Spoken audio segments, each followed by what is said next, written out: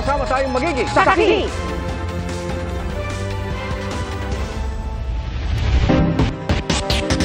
Igan, tapos ang April Fools pero posible pa ring managot ang may-ari ng takoyaki business na nag-viral dahil sa hamong magpatato sa noo para makakuha ng 100,000 piso. Umamin na ang may-ari na pag-promote talaga ng negosyo ang kanilang ginawa. Pero sabi ng DTI, may permit dapat yan. Saksi, si Ivan Mayrina. Nahugot ko yung sa joke na sinasabi nila na ba't di mo ipatato? Ipatato mo sa noo. Parang napaka-imposible na may gumawa nun. Isang birong pinanindigan at nag-viral nitong April Fool's Day. Ang alok, 100,000 piso sa sino man makapagpapatato sa noo ng brand ng isang takoyaki business. Pero may lalaking kumagat sa hamon. Kaya ngayon nakatatak na sa kanyang noo ang paalala ng biro na nauwi sa batikos at puna sa mga nasa likod ng prank at pagbuhos ng tulong ng netizen sa lalaki nang malaman nilang kumagat siya sa hamon para sa mga anak. May nagbigay ng sapatos, nagbigay ng pabango, nagbigay ng cash assistant, 125,000. Pero napansin ng ilang nag-imbestigang netizen, may mali sa pagkakasunod-sunod ng mga pangyayari. May nakausap din ng kapuso mo Jessica Soho na nagsabing nasa noon na ng lalaki ang tattoo bago pa i-post ang social media prank noong April 1. Kalauna ng may-ari ng negosyo nagkumpisal, gimmick lang ang lahat. At ang lalaki nagpatato, kasabwat. Yes, part to ng marketing stunt mula una hanggang huli. Paalala ng DTI na sa mandato nila magbigay ng permit sa aligmang promo ng mga negosyo base sa kanilang mga pamantayan. Kung inaamin niya na marketing gimmick yan, lumalabas na para siya talagang promotional in that sense. At kung wala silang DTI permit, pwede silang mapapanagutan ng DTI na violation na conducting ng promotion without securing first a DTI sales promo permit. Kung nag-apply nga ng permit ang takoyaki business para sa kanilang April Fool's Day prank, tingin ng DTI maaaring hindi rin ito pumasa bilang isang sales promo. Tinitingnan natin yung mechanics. Sino ang sakop? Paano ba manalo dito sa sales promotion na to? At kung ano man yung pinapagawa nila para manalo, tama ba ito? Wala bang illegal dito or immoral dito? Sabi ng DTI kung may ganitong questionable promo, pwede magsumbong sa kanila. Pwede rin nila itong idulog sa LGU na may kapangyarihan bumawi o magkansela ng business permit. Nakausap namin sa telepono may-ari ng takoyaki business para tumugon sa mga pahayag ng DTI, pero nag-no comment siya. Para sa GMA Integrated News, Ivan Mayrina ang inyong saksi. Dalawang piloto ng Philippine Navy ang patay nang bumagsak ng sinasakyan nilang trainer helicopter sa Cavite City. Ating saksiyan.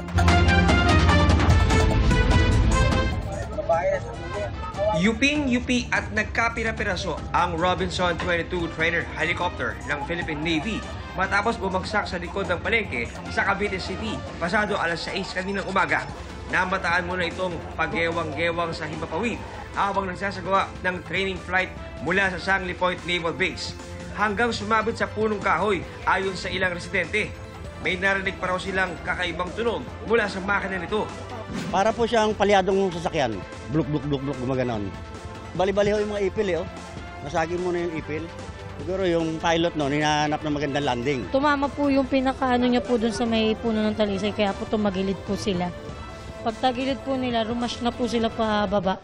Naisugod po sa ospital ang pilotong si Lieutenant John Kyle Bores at co-pilot niyang si Ensign Iza Leona Takan. Pero nasawi sila. Nakalagak ang kanilang mga labi sa isang punerarya sa Kawit, Cavite. Puno ng pagkadalamhati ang kanilang mga kaanak. Malaking kawalan din daw para sa Philippine Navy ang pagkamatay ng dalawang piloto. Ilang beses nang nagpalipad ng aircraft sa West Philippine Sea si Lieutenant Bores, habang si Ensign Takan dati nang nagpapalipad ng eroplano at nagsanay para magpalipad ng mga bagong helicopter ng Philippine Navy. Hindi pa tukoy ang sanhi ng pagbagsak ng helicopter at wala pang resulta ang isinasagawang aircraft accident investigation ng Philippine Navy. Similar with all incidents na katulad nito, we cannot ascertain at this particular point in time na kung pilot error ba siya o mechanical or material failure. Let us just wait for the comprehensive investigation, sir, because our goal is to determine the cause of the accident with the primary objective of preventing such accidents from happening in the future. Sa ngayon po ay nakikipag-ugnayan po tayo sa Philippine Navy para makakuha po ng ilang detalye. Bibigyan po natin ng pagkakataon. Siyempre yung CAAP will also investigate. Nakikiramay po tayo dun sa dalawang piloto po na nasawi dito po sa aksidente po ito. Para sa GMA Integrated News, ako si John Consulta, ang inyong saksi. Isang babaeng patay habang 8 pa ang sugatan na maaksidente ang sinasakyan nilang truck sa Negros Occidental. At isang sasakyan naman ang sumalpok sa isang fast food restaurant sa Cebu. Saksi si Femari Dumabok ng GMA Regional TV, Balitang Bisdak.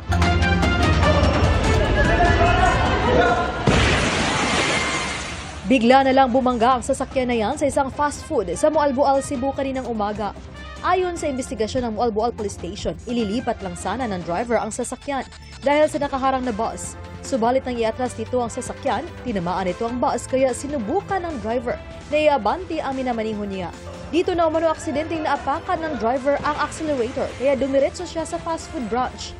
Ang driver ng sasakyan, 64 anyos na lalaki na taga Cebu City na may binisita lang sa Moalboal. Nasugatan naman ang isang lalaking customer matapos masugatan sa nabasag na salamin. Agad siyang didala sa ospital. Kasalukuyang nasa kustodiya ng Moalboal Police Station ang driver ng pribadong sasakyan.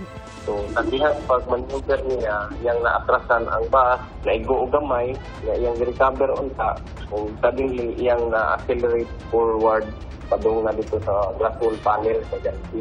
Nabangga ang mismong dildo, di naigo ang usa ka customer nga nagka-order. So, based on his account, dili niya makontrol ang mausakyanan kay kada mga problema. Sa Kawayan, Negros Occidental, patay ang 12 anyos na babae nang maaksidente ang sinasakyan nilang truck sa Barangay Issue. 8 pa niyang kaanak ang nasugatan. Ayon sa Kawayan Police, galing sila sa isang birthday party at papauwi na sana sa Sipalay City nang madisgrasya. Nawalan umano ng kontrol ang driver nang dumating na sa pakurbadang bahagi ng kalsada, kaya dumiretso sa gilid ng daan at bumaliktad ang truck. Lumalabas sa investigasyon na posibleng nakaidlip ang driver habang nagmamaneho. Hindi pa nakapagdesisyon ng pamilya kung magsasampa ng reklamo laban sa truck driver na kaanak din nila. Para sa GMA Integrated News, ako si Femari Dumabok ng GMA Regional TV Balitang Bisdak. Ang inyong saksi! Bawal ang wangwang at bawal ang blinker kapag hindi otorisado. Utos yan ni Pangulong Bongbong Marcos sa mga opisyal at kawani ng gobyerno bago bumiyahe pa Amerika. Daghigpit din pagdating sa mga protocol plate. Pero ang ilang sasakyang 7 at 8 ang plaka, bistadong dumaraan sa EDSA busway. Nagbabalik ang saksing si Ivan Mayrina. Ang SUV nito isa sa mga nahuli kaninang umaga na dumaraan sa EDSA busway kahit hindi otorisado. Nakuha naman ang lisensya ng driver pero habang tinitiketan. Saan pupunta? Ano ito, Makas? Bigla na lang umalis ang SUV na may plakang 7. Kung lehitimo sa senador na kapangalan ng sasakyan. Tinakbuhan rin ng SUV na ito ang mga tauhan ng Special Action and Intelligence Committee for Transportation sa bahagi ng carousel sa may EDSA tramo. 8 ang plaka ng SUV, ibig sabihin, pangkongresista. Hindi kasama ang mga senador at kongresista sa mga pwede dumaan sa EDSA busway, maliban na lang kung Senate President at House Speaker. Bilang hakbang para masawata ang mga abusadong kawani ng gobyerno sa kalsada, pinababawasan na ni Pangulong Bongbong Marcos ang mga opisyal na pwedeng isyuhan ng protocol license plates. Valid lang daw ang mga ito habang opisyal sila at maaari lang gamitin sa mga sasakyang nakarehistro sa kanilang pangalan o di kayo nakatalaga sa kanila. Bawat otorisadong opisyal pwedeng bigyan ng hanggang 2 plaka maliban sa Pangulo, Pangalawang Pangulo, Senate President, House Speaker at Chief Justice na maaaring bigyan ng hanggang 3. Tinanggal naman ang mga protocol plates sa 12, 16 at 17 na para noon sa mga Cabinet Undersecretary, RTC at MTC Judge. Bukod sa hindi otorisadong paggamit ng special protocol plates, madalas din gamitin ng mga pasaway sa kalsada para makapanlabang ang blinker at wangwang. 1973 pa ang batas na nagbabawal niyan at ilang pangulo na rin ang nag-utos na mahigpit na ipatupad yan. Sa Administrative Order 18 ni Pangulong Bongbong Marcos, bawal gumamit ng wangwang, blinker o kahalintulad na gadget ang lahat ng opisyal at kawani ng gobyerno. Ang pwede lang, yung mga sasakyan ng AFP, NBI, PNP para sa official use, gayon din ang official vehicles gaya ng ambulansya at fire truck. This is to show seriousness. This is to show na ang gobyerno po ay susunod at tayo po ay dapat magandang model sa ating mga mamamayan. Wala po tayong sisinuhin sa pag-i-implement po at pag-i-enforce po ng PD 96 regardless kung ano po yung estado po nila sa buhay. Kahit pa magpakilalang kamag-anak umano ng opisyal ng gobyerno, hindi raw sasantuhin. Pamangkin umano ni Interior Secretary Benhur Abalos ang pakilala na may-ari ng van na ito na nahuli dahil sa bumibiyahe ng Colorom sa Quezon City. Ang driver ng van, huli rin dahil bukod sa Colorom ang minamaneho, peke pa ang kanyang lisensya ayon sa MMDA. Upon further apprehension, ito po ay napara natin at nahuli po natin na talaga pong nagsasakay and confirm na meron pong mga pasahero na nagbabayad patungong Laguna. And furthermore, nalaman po natin na yung van po ay expired po ang registration na tumatakbo sa ating kalsada. At pangalawa, yung driver po nagpresenta ng lisensya. However, upon further confirmation, ang lisensya po ay peke. Sinasabi ng aking na malayong pamangkin nga, pero ako wala akong pakialam. Wala akong pakialam maski mag-anak ko pang malayo o malapit o kaibigan ko pa o sino man. Kasi kung gagawin natin, walang mangyayari sa bansa natin kung puro ganoon na lang. Tumanggi magbigay ng pahayag ang mga suspect na kapwa sasampahan ng reklamang falsification of public documents with conspiracy, estafa, resistance and disobedience to persons in authority at light threat. Para sa GMA Integrated News, Ivan Mayrina ang inyong saksi. Lalo namang maghihigpit ang PNP Highway Patrol Group laban sa mga gumagamit ng blinker at wangwang. Matapos pong magbaba ng direktiba ang Pangulo. Saksi, si Jamie Santos. Kasunod ng utos ni Pangulong Marcos, agad nagkasa ng operasyon ng PNP Highway Patrol Group ngayong hapon sa EDSA laban sa mga gumagamit ng blinkers, commemorative plate, LED light at wangwang. Kung tutuusin daw, matagal na itong ginagawa ng PNP HPG pero marami pa rin daw pasaway.